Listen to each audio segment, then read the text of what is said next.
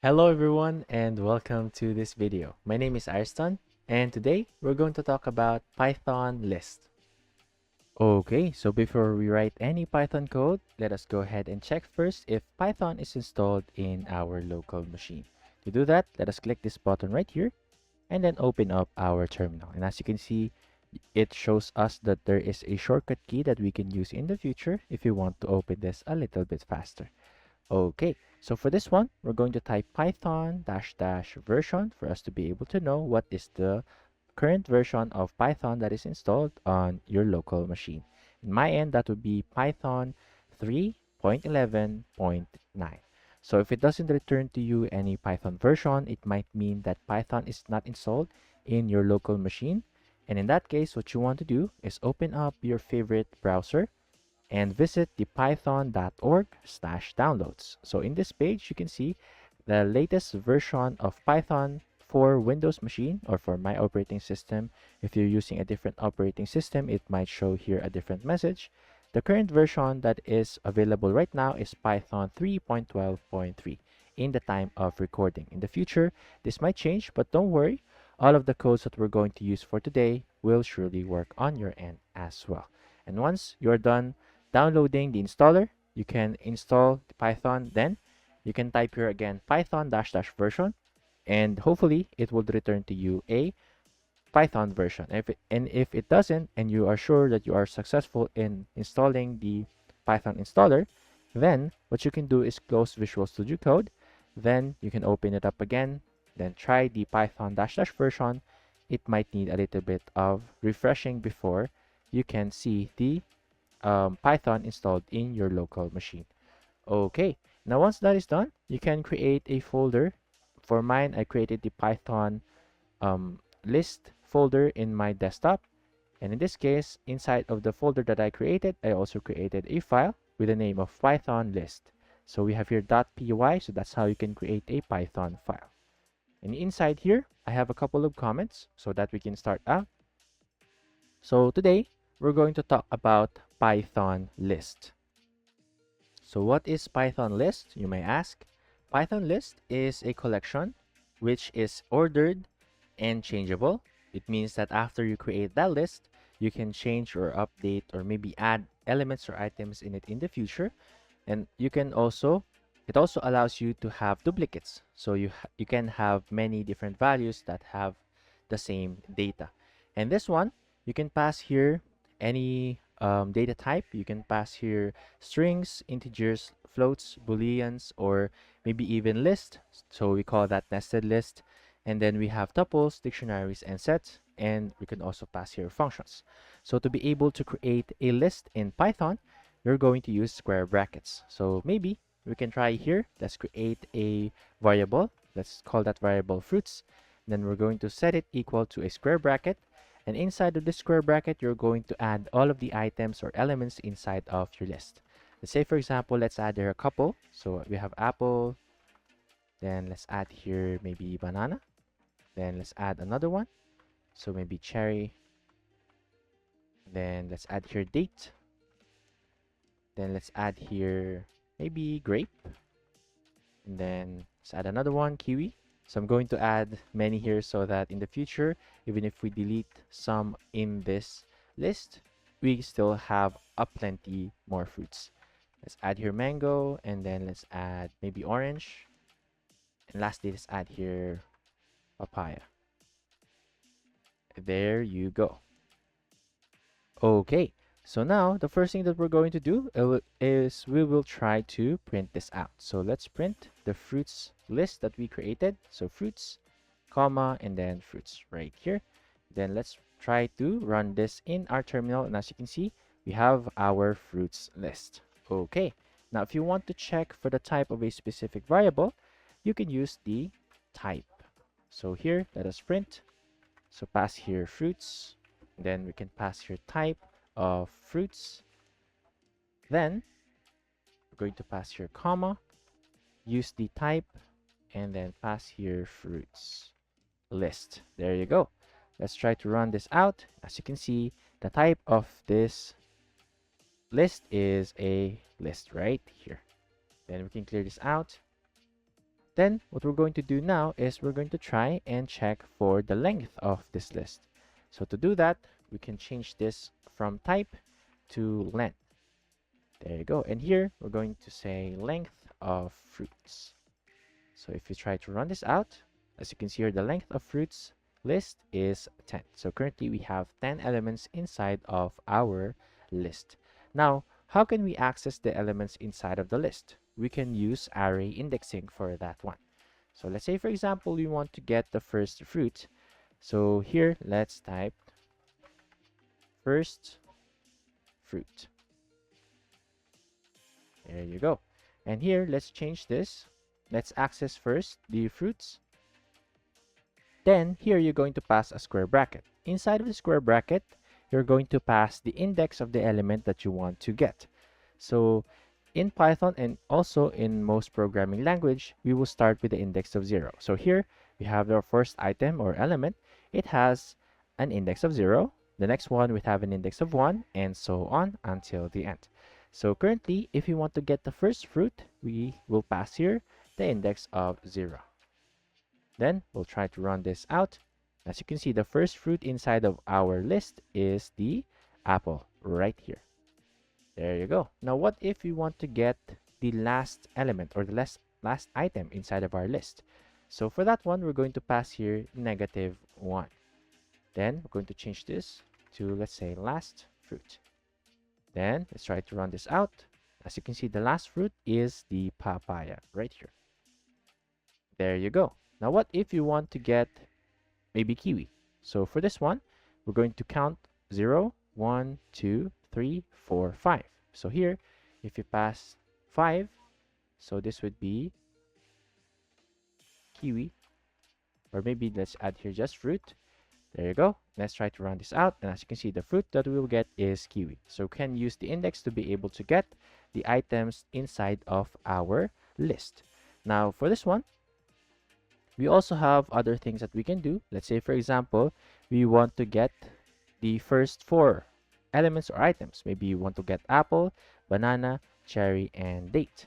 So what we can do for this one is first, let's try to close this out. Then we're going to add a variable. Let's say first for fruits. Then set this equal to the fruits list. Then we're going to pass here square brackets. So here, we're going to pass 0. So we want to start from the 0th index. Then, we're going to pass here a colon. After the colon, we're going to pass here the index of the element that we don't want to get. So we want to get the apple, banana, cherry, and date. So we want to get the first 4. So what is the element that we don't want to get? That is the element grape right here. So what is the index of grape? So if you start from 0, 0, 1, 2, 3, then the index of grape is 4. So we can pass here 4. Then we can try to print this out. So let's say print the first 4 fruits. So for this one, comma, we're going to pass the first 4 fruits variable that we created. Then let's try to run this out in our terminal. And as you can see, we are able to get the first 4 fruits inside of our fruits list. We have apple, banana, cherry, and date. Okay, now what if we want to get the last 4 fruits? So for that one, what we can do is we're going to first check what is the index that we're going to start with. So here, we want to start with the lemon because this is the 4 items that we want to get. We want to get lemon, mango, orange, and papaya. So we're going to count again. 0, 1, 2, 3, 4, 5, and 6. So we're going to start with the index of 6. So let's pass here 6. Then, where are we going to end? We want to end at the end item right here. So we can pass nothing here and just save it out. Let's change this from first 4 fruits. Let's change this to last 4 fruits. Then also change this comment to last 4 fruits. And then let's try to run this out. As you can see, the output is the last 4 fruits inside of our fruits list. We have lemon, mango, orange, and papaya. Okay. Now, what if we want to get every second fruit. Let's say, for example, we want to start from apple, then we want to get cherry, we want to get grape, lemon, and orange right here. So what we can do is we can pass here the third one, which is the step. So we want to start from the very beginning, so we can leave this out, then a semicolon, then we want to end at the end right here, so we can again pass nothing here. So for the last one, this would be the step. So we want to start from the apple, then we're going to make two steps. First one is the banana, then what we want to display is the cherry. So we can pass here number 2. So because we want to get every second fruit. So here, we're going to pass the variable every second fruit. There you go. And here, let us pass every second fruit. And for this one, what we can do is run this in our terminal. As you can see, if we are able to get the apple, cherry, grape, then lemon, then orange. There you go. So that the last one is called the step. Then what if you want to get the fruits list in reverse order? So for that one, we can pass here for the step, we can pass -1. So here we can change this to from every second fruit, we can pass here the reversed fruits. There you go.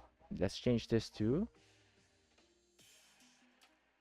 reversed fruits. All right, now let's try to run this out.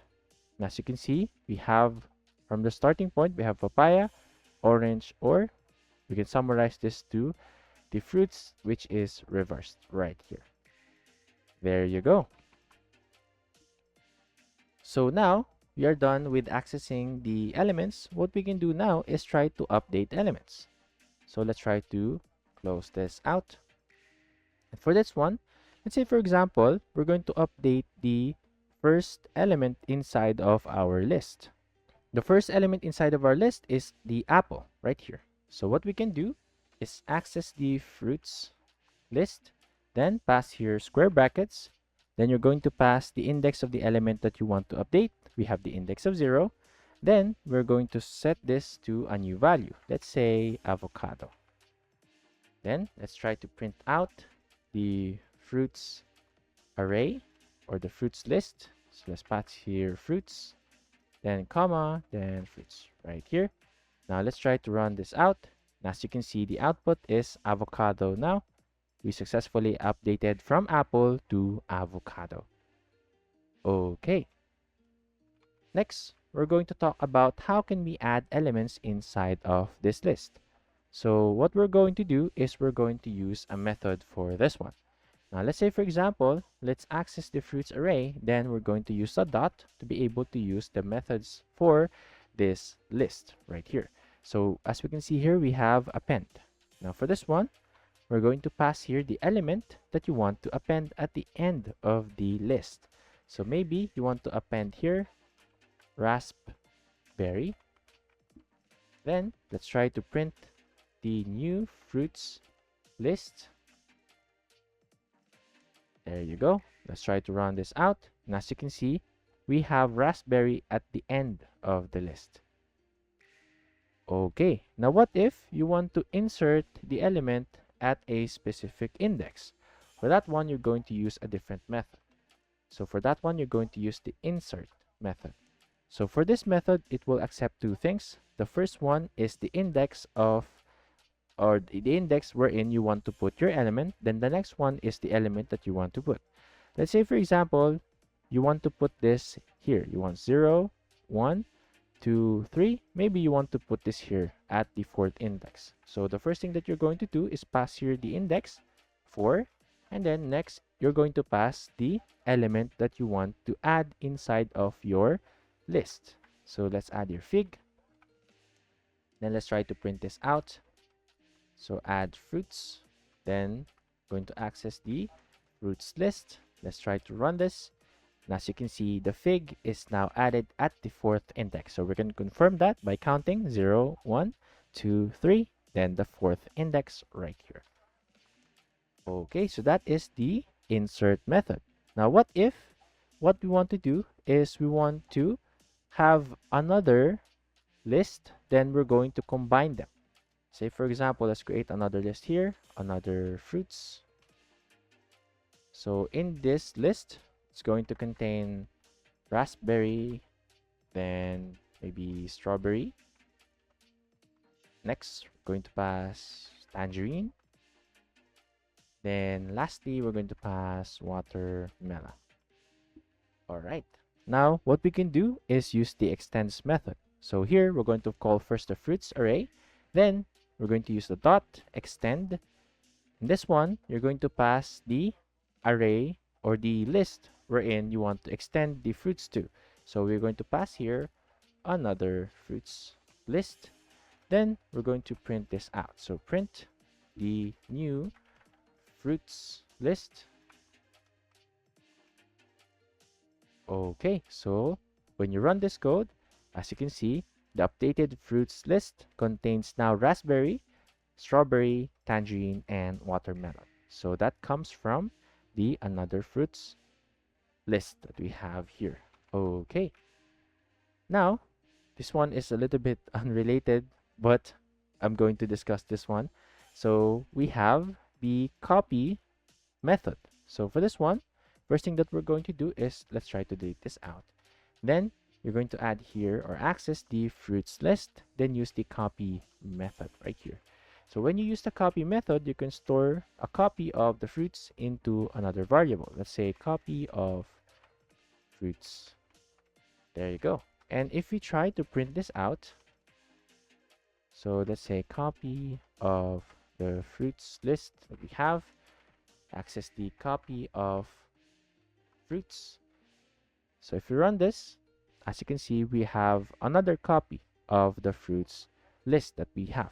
So this is a shallow copy, and in the future, once you updated, maybe for example, you have here a nested list and then you updated some of the data, it might also update the copy. So for that one, it will be another topic for another day. But this is how we can use the copy method to be able to create a copy of our list. Okay, so now we are done with adding elements inside of our list. So let's now try to discuss how can we order the elements inside of our list. So for that one, we can use the reverse method. Let's say, for example, we want to reverse the order of our fruits. So access the fruits list, then use the reverse method on this one. So maybe you can print the reversed fruits. So let's add here comma and then access the fruits list. Run this out. And as you can see, we will start from papaya until the apple at the end right here. Now, we also have what we call the sort method. So for this one, let's remove this one. Then access the fruits list. Then use the sort method. Now for the sort method, the default is ascending order. And in our case, we already have this fruits in ascending order. So what we can do is maybe update this. Let's say, for example, let's add here a couple of things. Let's add maybe in the front of it, let's add apple, but in lowercase. Then let's add here banana in lowercase. Lastly, let's add here cherry in the lowercase so that we will have something that we can immediately see the difference. So here we have ascending order as the default of the sort method. So if we try to print this out, so print, then here we will say sorted fruits. So let's pass here the fruits list. If we try to run this out, as you can see, we have here the apple, banana, cherry first until the papaya at the end. Then all of the elements or items that have a lowercase letters at the front of them are at the end. So this is what will happen if you use the sort method and you want to compare the letter or the word apple that has a uppercase letter for the first letter here, then a lowercase for the next one. So when you use the sort method, the one with the capital first letter would be first before all of the smaller or um, lowercase letters at the end. All right. Now, we can also set this to descending order. Maybe you can pass here reverse. Set this to true. And here, maybe we can pass here reversed sorted fruits. So if you try to run this out, as you can see, it will now start from cherry, then banana, apple, then it would start from the last one, which is papaya, up to the apple that we have right here. So that is the descending order. So we set the reverse to true to set the list to a descending order. There you go. Now, we're going to move on to searching for a specific element. So if you want to search for a specific element, what we can do is, let's try to remove this out, then access the fruits array. Maybe we want to search for the index of a specific element. So let's say here, pass, let's remove this one right here. We won't need it anymore. There you go. So maybe we can pass here, we want to know the index of grape right here. So we can use the index method. And for this one, you're going to pass the element in which you want to find its index. Let's pass here grape. Then we're going to store this index inside of a variable. So let's say index of grape. So we can try to print out this index. So print, here we can pass index of grape. Then we're going to pass comma, then index of grape. Let's try to run this out. As you can see, the index of grape is 4. We can confirm that by counting 0, 1, 2, 3, and we have here 4. So that's how you can check for the element's index. Now, what if we pass here an element that doesn't exist? Let's say, for example, let's pass here strawberry. Then we're going to change this from grape to strawberry. And let's also change this one as well. Strawberry.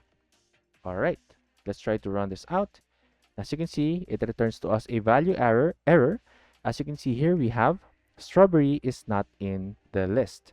So we want to prevent this. We don't want our system or our application to crash. So to be able to prevent this error, what we can do is we can use the if block. So let's say, for example, let's add here if the strawberry is in the fruits, then we would like to get the index. So let's add here, or let's indent this out.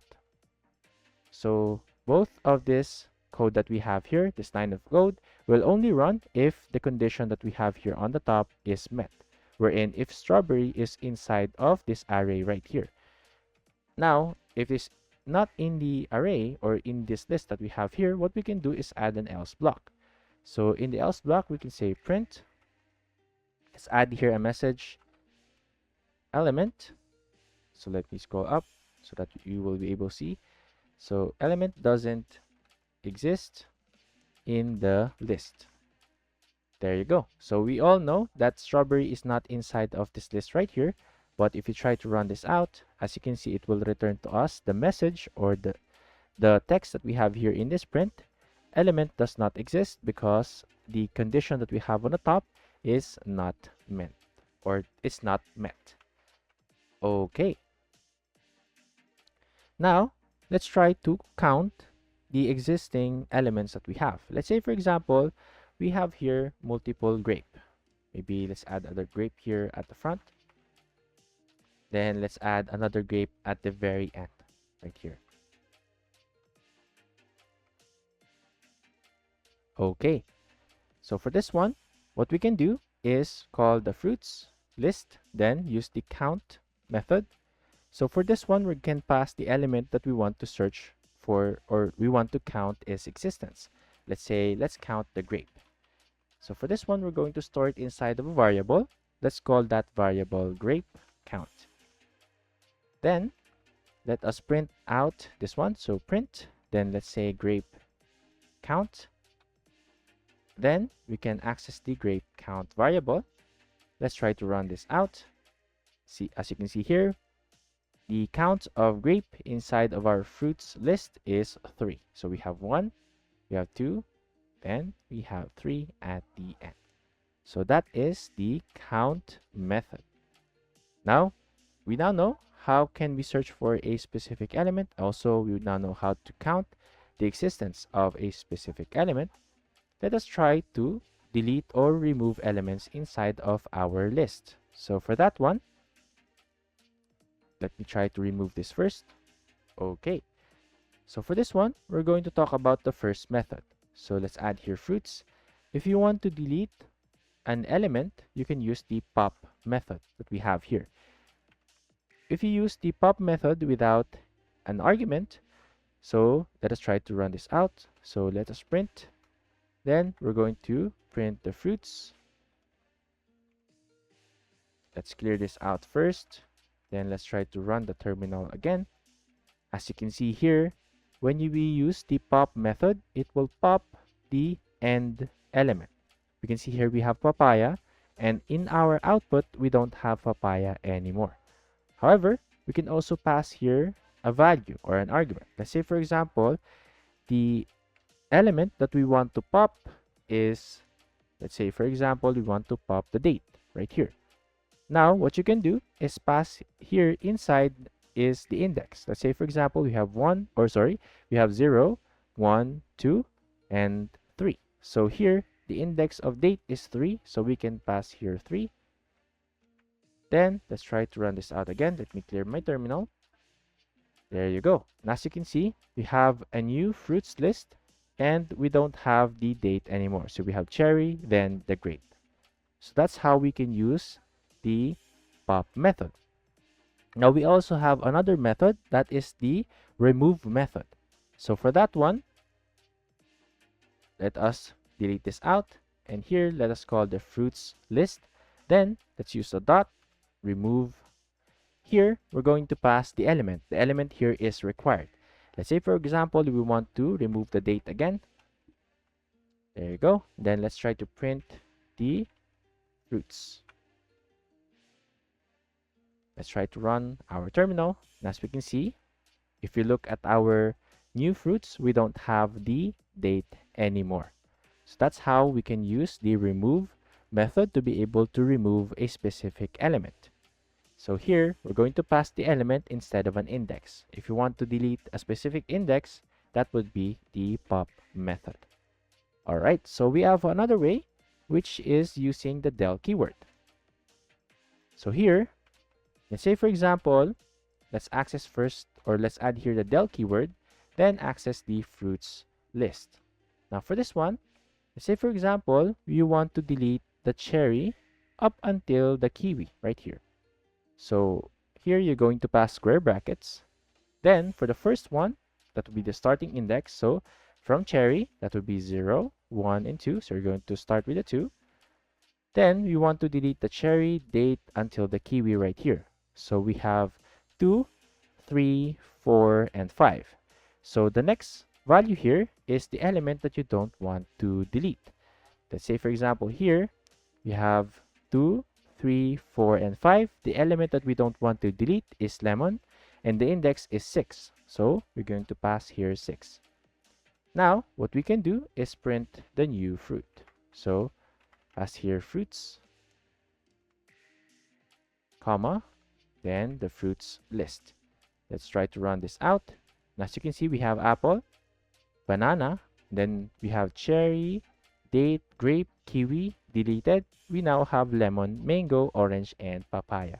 So that's how we can use the del keyword to be able to delete a portion of the elements that is inside of our list. So we're going to talk about the last method, that is the clear method. Maybe now you have an idea what this will do. So the clear method will basically clear the data that is inside of our list. So let's print again the fruits, comma, and then fruits list. We try to run this out. As you can see, we now have an empty fruits list right here. So that is all for the discussion for list and also all of its list method. I hope you enjoy our video for today about list. And if you do, can you please give a thumbs up to this video and also subscribe to the One Code Camp channel. And as always, we want to see you on the next one. Have a good day, everyone. See you on the next videos.